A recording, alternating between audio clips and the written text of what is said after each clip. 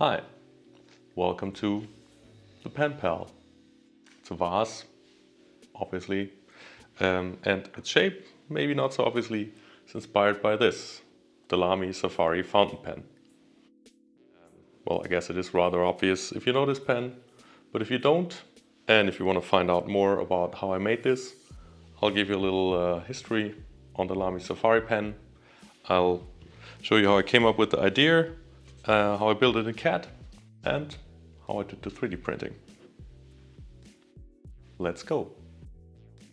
But first, let me introduce you to veark, the sponsor of today's video. Based in Copenhagen, veark is a contemporary kitchenware company dedicated to developing honest and high-quality tools for everyday use. Follow the link in the description or go to veark.com and sign up for the newsletter to get 10% off your first order. Back to the video. Lamy is a German pen manufacturing company founded in 1930 by Joseph Lamy, who was a former sales representative for Parker Pen. The Safari was meant to be a simple fountain pen targeted at kids so they would become loyal Lamy customers for life. It was launched in 1980, and what a launch that was! Look at the trade show booth they had set up, looking like a safari camp in the savannah with tents and crates and everything.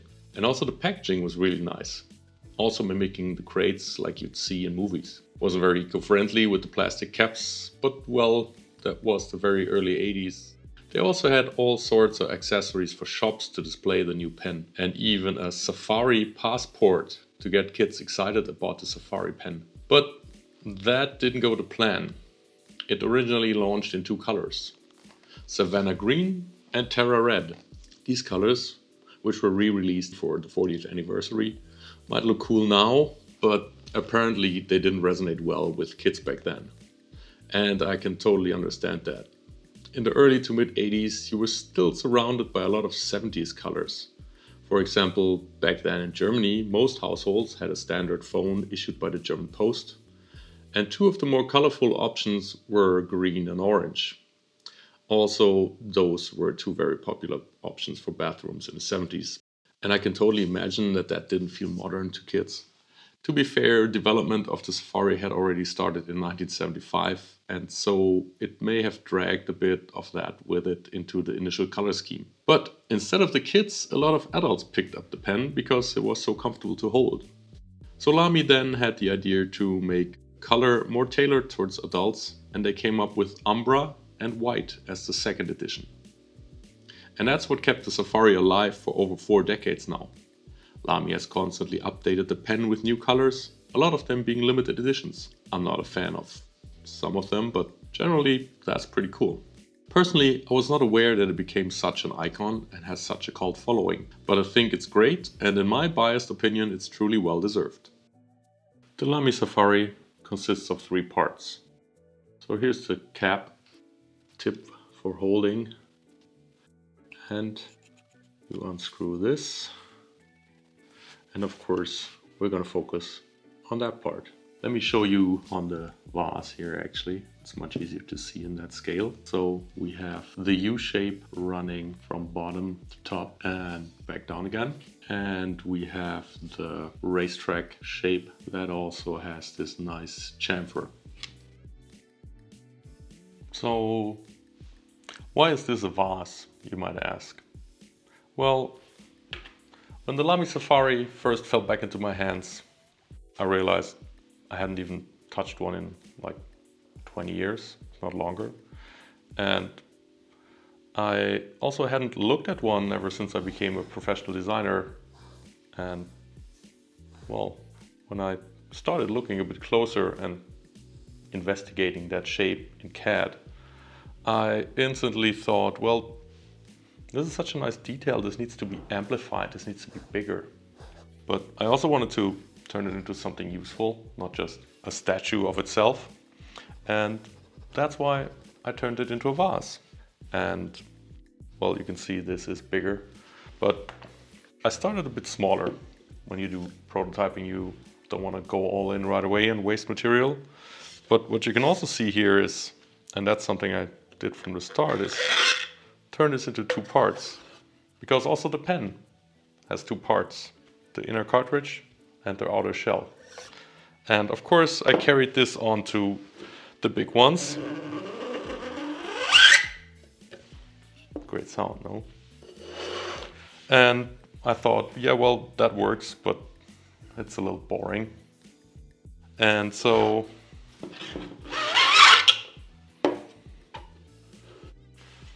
I gave it the shape of the inner cartridge that also sits inside the pen. And I thought there was a nice little detail that turns it from a necessity into a designed component. And this also means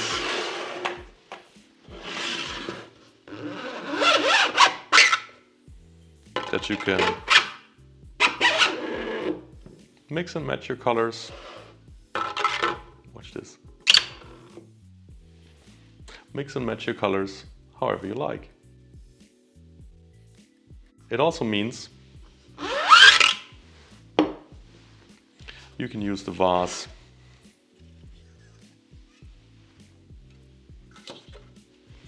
like this and have a see-through window showing more of your flowers. Not sure if that's really a feature, but I think it's pretty cool.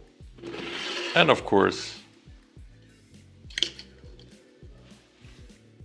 you can basically have 2 vases for the price of 1. Doesn't that sound great? So let's look at that shape in CAD. I'm using Fusion 360, and if you're interested in a full tutorial, maybe even on the whole pen, let me know in the comments. I'm just going to speed run through this here, otherwise it's going to be a bit long. We're going to start with a simple cylinder, obviously. And what we want to control is the slot and the upside down U shape, of course. So we're going to use that as a master sketch. And with that master sketch, we're going to just cut through the whole thing. I'll hide these sketches again. And we'll just fill in the void here. Stitch it all together. And that's already looking good. Next step is to cut that slot. And what we need now is the lower part of the offset of that slot that will match that upside down U shape.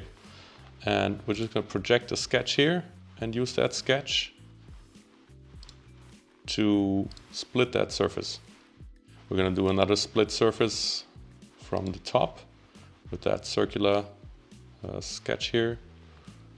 And that's gonna split our inside surfaces here. I'm gonna do another split to have these points for holding on. And next thing is we'll just delete what we don't need. And I'll hide that sketch here. Next thing is to put in some planes here that we can put sketches on. That will be our guidelines or rails for our surface loft, and that's going to be the next thing here, to just loft from one to the other. And I'll hide all these sketches, and we're going to stitch it all together into one body. Hey, voila, simple as that. So after I was done with the initial shape, I thought, well, let's play around with this a bit. And what I did here, for example, is I changed this racetrack to a circle, well, almost. And that's actually also pretty cool. And well, I didn't stop there. Well, that's basically the same, but next step here, I pulled these apart and closed the gaps. And look at that, a horizontal slot. This looks really cool, I think. It's amazing how fast you can develop new things out of old things. And this one, this is fun. Watch this. I cut this into a third segment, that circle, and rotated that around. Let me merge that, yeah. And then we have that same shape as a triangular pattern, so to say. Or well, it's a circular pattern, but it ends up being a triangle. That's what I mean. This is the last one I'm going to show you, I think. Oh no, there's one more. And here I did basically the same thing. Split this apart and connect it back together. Here we'll end up with a square window to look through. And I also thought that was really nice. So if you're interested in any of these as a vase, let me know. And since I don't have any molds or anything, this is 3D printing, there's no tools involved, well, I can make it happen. And this one is also an elongated shape, but on the other side. And I also thought that was really nice.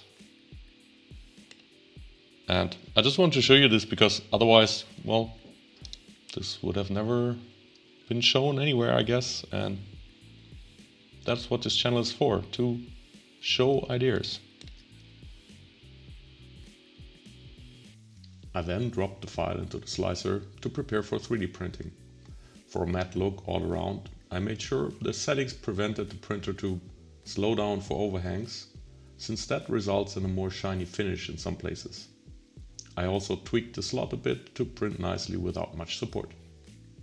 I'm printing at a 0.25mm layer height to keep print times reasonable, and I think they look really great. It still takes 5 hours to print a set of shell and cartridge, and it uses 225 grams of material. Some of that time and material is due to the 3 outer layers I have to print to make it watertight. For the pale green and orange, I'm using recycled PLA from Recycling Fabrik here in Germany. Check them out if you're looking for some alternative to new PLA or PETG. And if by now you're thinking, damn, that's really nice, I wish I could get one. Well, you're in luck, because you can. Just follow the link in the description and sign up for the newsletter to get 15% off your first order. Doesn't that sound like a sweet deal? I think it does. And so this concludes that video. This has been my very first YouTube video, and this was fun. This took longer than I expected, but I have many more ideas and I want to showcase them here, and they're gonna be entertaining, they're gonna be exciting, maybe they're gonna be probably weird, maybe, but that's kind of the point here, to do things that I wouldn't be able to do in my daily work. And yeah, I think that's it. So please do the usual, like, subscribe, hit the bell icon, and comment down below. Thanks for watching.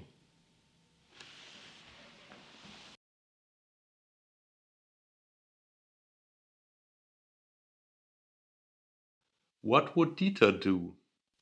What Dieter? Well, the Dieter who designed this, the Braun Tischfeuerzeug T2 mit elektromagnetischer Zündung from 1968. Well, I'm not saying that Wolfgang Fabian, who designed Lamy Safari pens, nicked that shape. This is so simple, and there's probably like tons of other examples. This one's from 1968, when smoking, especially indoors, was still very fashionable. And the funny link here is actually that Wolfgang Fabian knew Dieter Rams. By the way, if you don't know who this Dieter Rams is and why he matters, check out this video by John Moriallo on his channel Design Theory. And if you do know who Dieter Rams is, also check out this video. He shows a good updated version of the 10 design principles, in my opinion. Back to Wolfgang Fabian and Dieter Rams. In an interview from 2020, he tells that he got his first job at Googlot Design in Ulm by a referral from Dieter Rams, whom he was in contact with. Well, guess why? Because he wanted to score a job at Braun, which in 1974, every designer wanted to work for Braun, at least in Germany. And that concludes that little side note. I don't know if you find that interesting, but I do. I bought these at a flea market maybe 15 years ago. I made one of them work, the other one never worked. And well, Finally, they were good for something.